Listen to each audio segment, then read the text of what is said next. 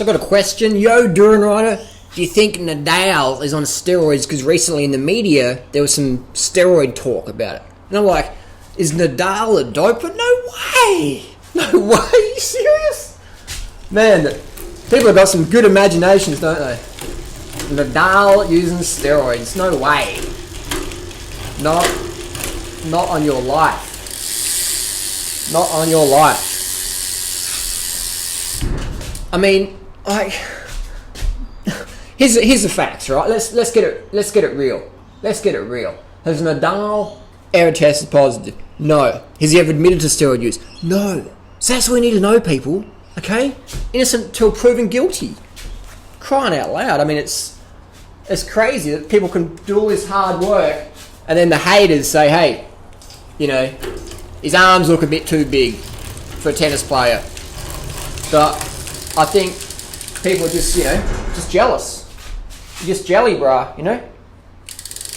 But it's like, let's break it down then, really. Let's break it down because I know people are going to say that's not enough evidence. So let's break it down. First of all, let's see a clip from Nadal address this question. Check it out. Spent a lot of time on CNN recently talking about the bad things in sport, drugs in sport.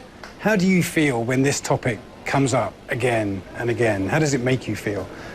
Very bad. You know, it's something, you know, even I don't like to talk about it because it's something that damage a lot the image of the sport. And somebody like, you know, like Armstrong, like was an idol for the most of the people who love sport. At the end, you see that was not true, nothing.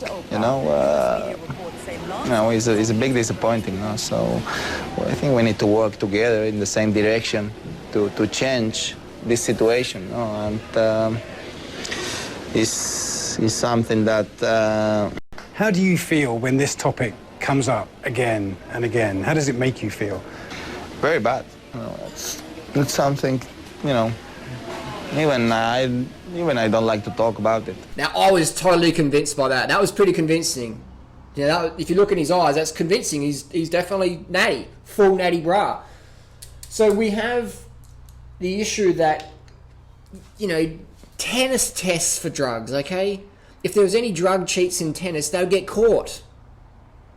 They test. You can't pass a drug test if you're on drugs. That's why they call it a drug test, people. Wake up. You know, like, the reason why so many cyclists get caught is because a lot of cyclists use drugs. Okay? If you use it, you will get caught. Because they have drug tests. Drug tests. Just like if you shoplift from a supermarket, they have detectives and security. They will catch you. You can't steal when there's security there. If there's security and cameras and all that stuff, you will get caught. You can't steal from these places. That's why it's called security. That's why it's called drug tests. So if you're on drugs, you will get caught 100% of the time. Now, people say, oh, that's not true, Harley. What about Lance Armstrong? He got tested, you know, a few thousand times. Most tested athlete in history. He never tested positive. Well, Lance was just trolling, man. He was just trolling all that shit. He was on Oprah and shit. He's just trying to get a book deal, man. You know, he saw how well Tyler went. He's just trying to get a book deal. Lance is just trolling everyone, guys. He's just trolling you, man. No way, Lance had cancer, man. As if he would take anything like that would affect his health. You know, like, some fucking jealous people out there, some haters. You don't believe in hard work. You can't believe in miracles. You think just because someone's got big arms, they're on steroids. That's just nonsense. I mean, you know, if Lance was on steroids, he'd be massive, but look how skinny he was, you know?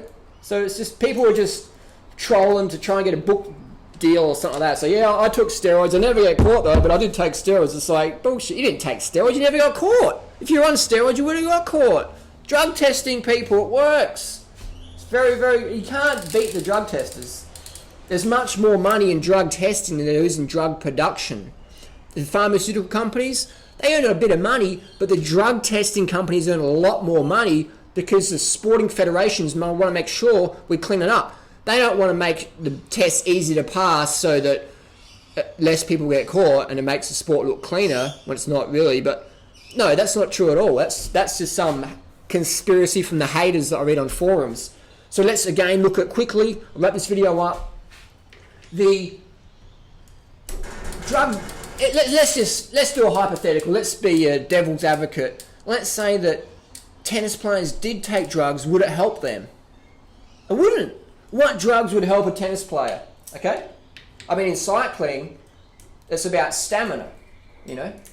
So the drugs like the EPO and stuff can help. But in tennis, stamina, you don't need stamina to play tennis. Tennis is all about hand-eye coordination. So if you practice that against the wall, you know, when you're a kid, just bang, bang, bang against the wall, that's all you need. You don't need stamina. EPO wouldn't work for tennis. Blood doping wouldn't work for tennis. You don't need stamina. What else do cyclists take? Insulin to speed up recovery and glycogen. You're mostly running on fat when you're playing a tennis game. You don't really need to have carbohydrates. In fact, a ketogenic diet is actually best for tennis players, when a low-carb diet is actually better for performance because it's all hand-eye against the wall. You know, you're doing that. So you don't need the carbs. You don't need to shoot up insulin to build up your glycogen reserves again for the next day. There you go. Another thing that cyclists take is testosterone. It gives you more focus, more aggression, more passion, more power. You don't need that in tennis. You don't need more aggression and more confidence and more, you know, just get up and go. You don't need it because it's all about hand-eye coordination. Okay?